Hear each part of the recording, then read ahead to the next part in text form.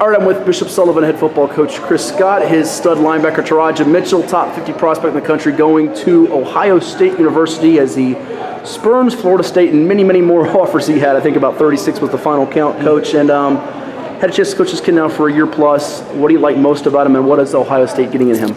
I think, as you say, that probably 36 offers plus. The way that Teradja would look at it is 36 blessings, and that kind of sums up who Teradja Mitchell is. So talk about him as a young man and as a player and what Ohio State is getting. They're getting a humbled young man that is that comes with bad intentions, loves inside drill, doesn't mind getting after it in the goal line, really physical guy. But I think that is by nature, because he's a physical and intense guy, whether he's in the classroom, whether he's walking through the hallways, he's coming with a purpose. And I couldn't be more proud of him and excited for him where he's at. And watching you guys last year against IMG Academy and then talking with some of your coaches too, I think the things that stick out are the plays he makes in the box. But I think they don't realize how well he moves downhill and coming full speed at guys.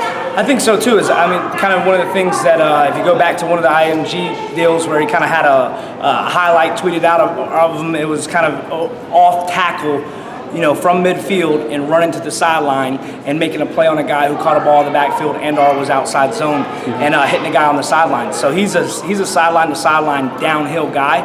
I think that that's one thing as he looks at things and talked earlier, even in the ceremony, of what he's trying to work on to get a little better. Yeah, everybody wants to get bigger, stronger, and faster. Sure. But I'm telling you, if there's any young man that's going to get there to that point, from point A to point B, it's going to be Teradja Mitchell. He's kind of got that soft-spoken but inside aggression that's with him there. And the dialogue you've had with some of the coaches, many of the college coaches come through here, Urban Meyer included, where he's going to go play his college football. What have they said and noticed about him?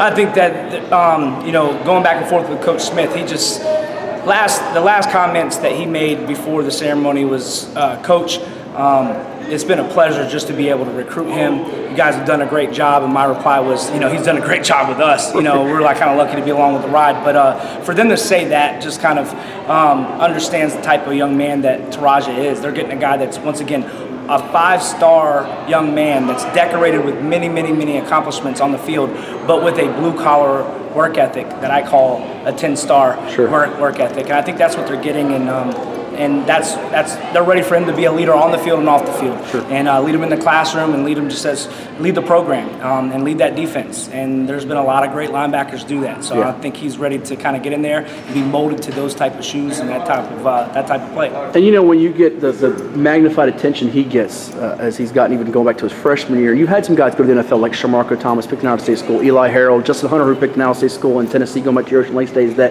when you go out of state, it's like, what do you do? But with the two schools he had, I think it was interesting because people sort of assumed Florida State because of the pipeline built with some of the local guys here. But they've got some local guys too at Ohio State with Jalen Holmes and Wayne Davis. I think that helped him a little bit too. I think so too. I mean, some would say like, this is, is this a one-hitter quitter? Is this guy coming? Is the program coming in and trying to? Coach Smith has been in here year after year looking for players, and they've obviously, and I say in here in the 757, and have come away with some really good ones, ones that have played some pretty important downs for them in some big-time games. And so I think if you had to say like, you're trying to get your feet and feel the water a little bit, it's not as cold as some people thought it was, and I think that he definitely felt a little comfortable. Yeah, well, and Holmes, a guy that might get drafted very well this coming year, and I think Teradja's got his eyes on that. What are you guys telling him this coming year in terms of, we just talked about it, some guys will be committed and they don't bust it senior year. You know about some guys you've had before in the past that would be that case.